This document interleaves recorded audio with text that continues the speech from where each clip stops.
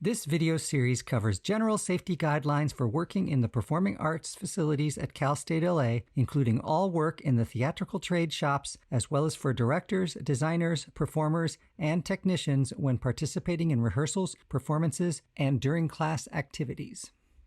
Part 4. Hazard Communication.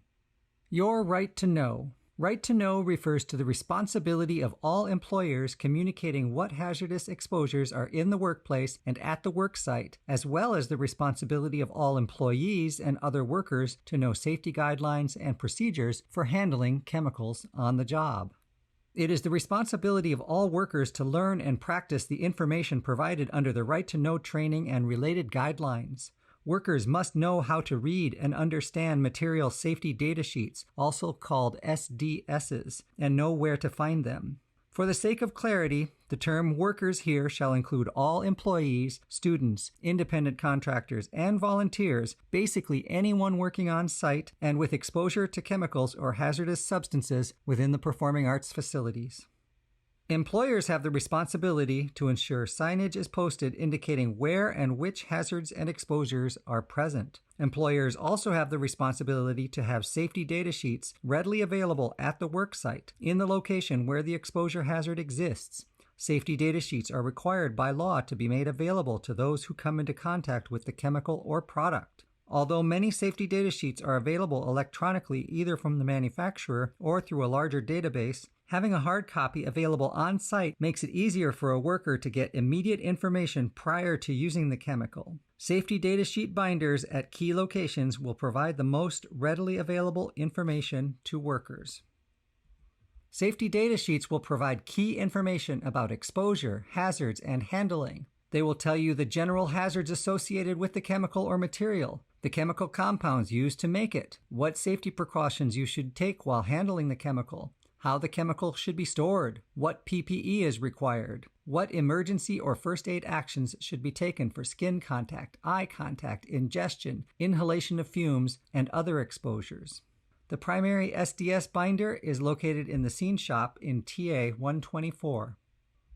Always read the product label and instructions for use. The safety data sheet is a supplement to a product's label and instructions for use. Be familiar with any health hazards associated with products in use and know the protective equipment that the safety data sheet recommends. Do not remove or alter product labels. This is a sample SDS for acetone.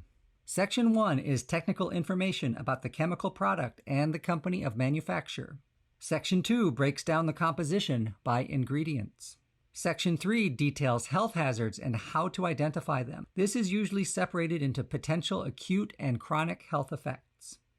Section 4 lists first aid measures you should take in the event of eye contact, skin contact, inhalation, or ingestion. This is the section you should definitely be most familiar with before using any chemical or substance.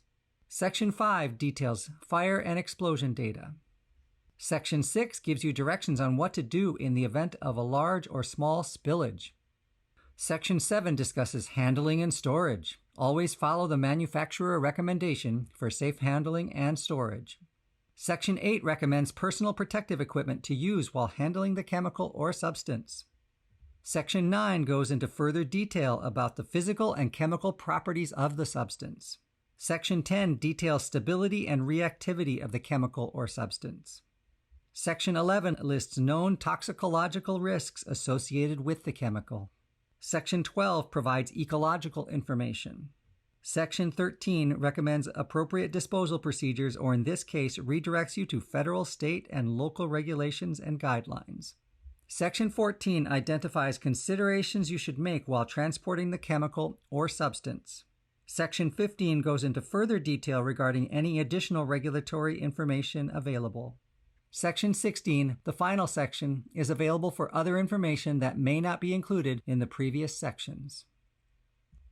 Know the materials and hazards associated with all products you work with. Read all labels, especially those containing manufacturer's information and warnings.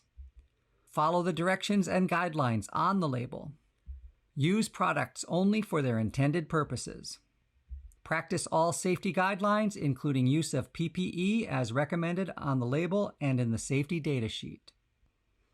All containers of hazardous substances will be labeled, marked, or tagged with the identity of the hazardous substance. If you transfer a chemical or product from one container to another, label the new container. Be complete and precise. If you dilute a chemical or product, such as simple green or coolant liquid for the cold cut saw, label the new container with the dilution ratio.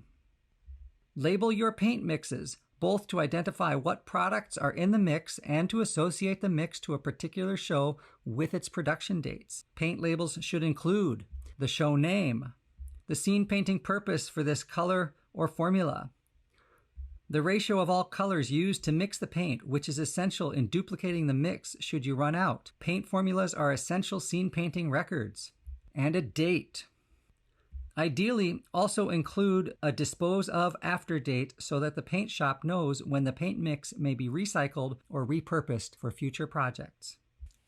Wash your hands after using hazardous materials or chemicals, especially before eating.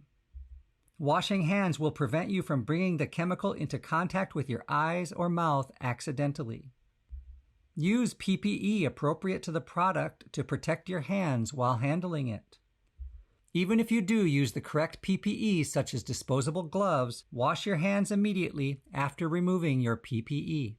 Be careful not to inadvertently wipe your eyes, nose, or mouth, especially if your gloves or protective clothing are contaminated.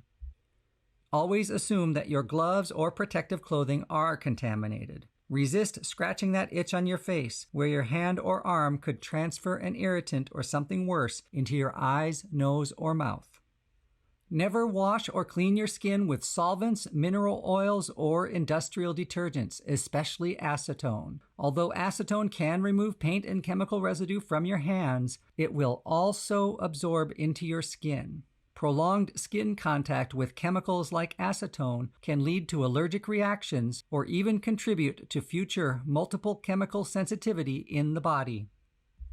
Use soap and water or approved waterless hand cleansers, if that is a recommended cleanup and removal for the chemical you are coming into contact with. Read the product labels ahead of time. Product labels provide guidance on how to use a product, similarly to safety data sheets. If you are using something that only has a solvent cleanup, wear appropriate PPE on your hands, body, and face. Protect yourself from exposure. Not every product can be cleaned up with soap and water. Typical products that are not water soluble: oil stains in paints, shellac, expandable foam, spray paint, contact cement. Remember that if you can't use soap and water to clean the product off of your skin or clothes, then you also can't use soap or water to clean it out of paintbrushes, rollers, rags, or other application tools. Using a brush or other tool and not being able to clean it means the brush will need to be thrown away after your use. Consider using disposable chip brushes or old rags.